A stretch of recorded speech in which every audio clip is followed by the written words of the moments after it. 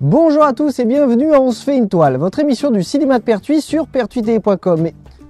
Et tu peux me suivre quand je me déplace, s'il te plaît? Si, c'est ce qu'on avait dit. Si, voilà, je marche, voilà, et la caméra se tourne pour me suivre. C'est comme ça que ça fonctionne, quoi. C'est moi le présentateur, hein? T'es gentil, on recommence, hein? Bonjour à tous et bienvenue à On se fait une toile, votre émission du cinéma de Pertuis sur... Non mais, je veux dire, ça va durer longtemps encore ou il faut que je m'énerve? D'accord.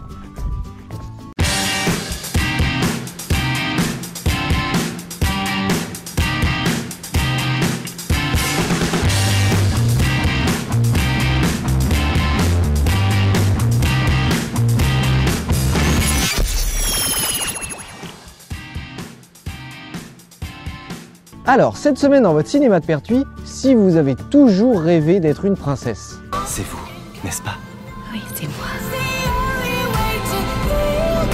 Si vous rêvez d'aller de l'autre côté de la Terre. Christophe, mon chéri, voilà, je suis en Chine et j'arrive trop tard. Si vous entendez des voix. Bienvenue dans mon monde, Jerry. Je veux pas faire partie de ton monde. Tu y es déjà. Si vous pensez que l'amour est intraitable. C'est beau de faire l'amour avec toi. C'est une folie. Vous êtes bien, on se fait une toile. On passe de suite aux bandes annonces, aux films qui sont toujours en salle, ainsi qu'aux avant-premières de la semaine. Alors, cette semaine dans votre cinéma de Pertuis, retrouvez Cendrillon, Voyage en Chine, The Voice en VO et VF, et L'amour ne pardonne pas. Pour les utilisateurs de YouTube, cliquez sur les affiches pour accéder aux bandes annonces, et pour les autres, retrouvez les liens dans le descriptif de la vidéo. Mais n'oublions pas les films qui sont toujours en salle cette semaine, avec Divergente 2 en 2D et 3D, Birdman en VO et VF, et American Sniper également en VO et VF. Et cette semaine, deux avant-premières en route, le dimanche 29 mars à 10h45, et Shaun le Mouton le dimanche 29 mars également à 16h15.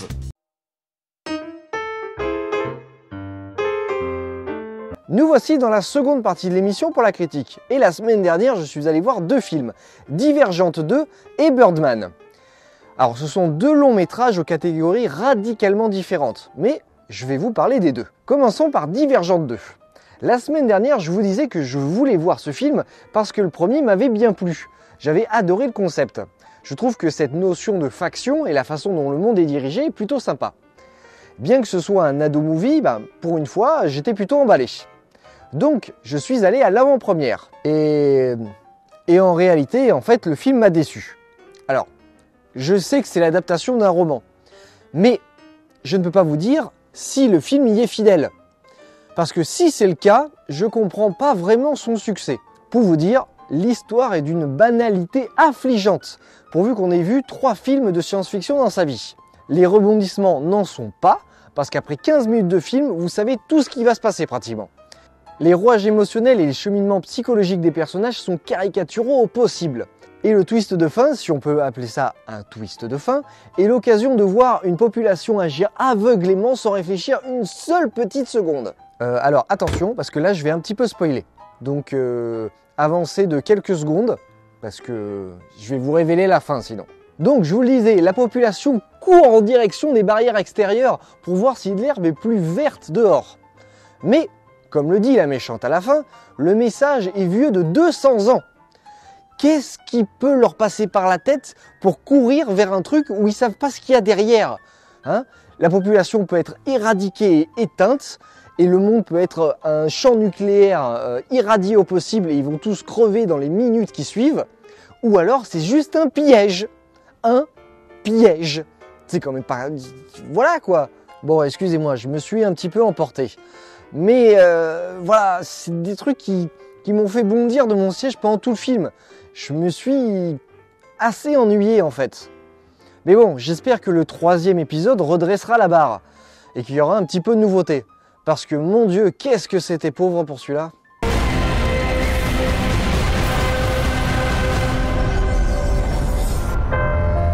Bon, ensuite j'enchaîne avec Birdman. Avant d'aller plus loin, sachez que le film a 4 Oscars. Meilleur film, meilleur réalisateur, meilleur scénario et meilleure photographie. Voilà, juste ça. Moi je dis que pour une fois qu'on récompense pas un film que personne n'a envie de voir. Bref, l'histoire est celle de Regan, un acteur mondialement connu pour avoir interprété le rôle de Birdman, un super-héros dans les années 80. Et aujourd'hui il se lance dans l'adaptation d'une pièce à Broadway.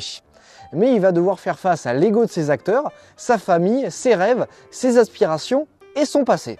En réalité, le scénario prend tout son sens grâce à son acteur principal, qui n'est d'autre que Michael Keaton. Parce qu'après avoir joué Batman, dans la réalité cette fois, à 2 reprises, c'était des films de Tim Burton, juste je vous rappelle comme ça, le comédien a une carrière plutôt en dents de scie. Et cette histoire fait écho à sa propre vie. Mais ça ne s'arrête pas là, car Regan, le personnage principal, est un brin schizophrène, et il entend une voix qui le pousse à se comporter différemment. Il possède aussi un petit pouvoir de déplacer les objets par la pensée. Et en vous disant ça, j'ai l'impression de vous parler d'un film de héros costumés, alors qu'il n'en est rien du tout.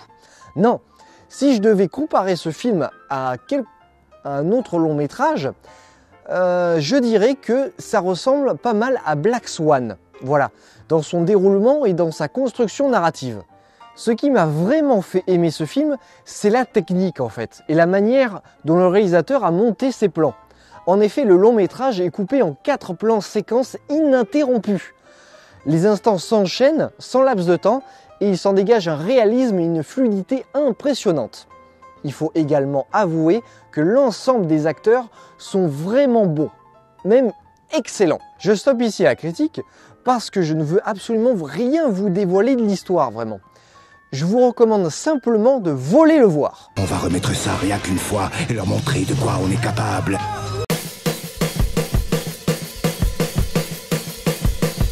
Alors, nous voici à la fin de l'émission et j'espère que l'ensemble de la programmation vous plaît. Nous, on se retrouve la semaine prochaine pour une nouvelle vidéo. Et en attendant, vous pouvez partager la vidéo sur Facebook, mais aussi appuyez là si vous voulez vous abonner à la chaîne sur YouTube. Et voilà, n'oubliez pas de partager sur tous les réseaux sociaux. Voilà, allez, à la prochaine. Salut!